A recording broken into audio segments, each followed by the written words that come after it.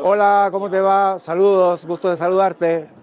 Dr. Fernando Cassorla seemed to know everything about everything that there was to know about pediatric endocrinology.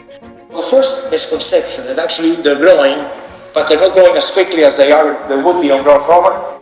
Dr. Cassorla's research has impacted in our current knowledge of normal and pathological growth in children with his studies done in the USA and in Chile.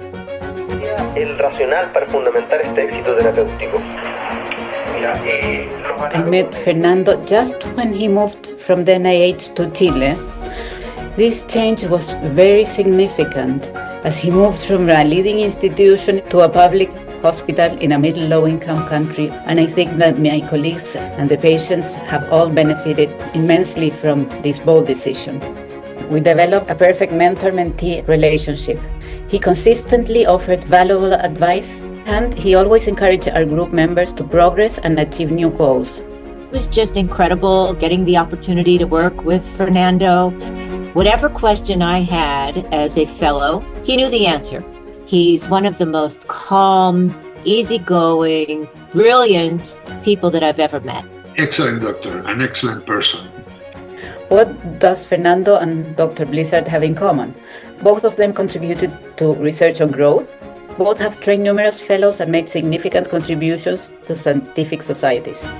Because of his incredible contributions to pediatric endocrinology, he's revolutionized the way we think about these treatments on growth and puberty.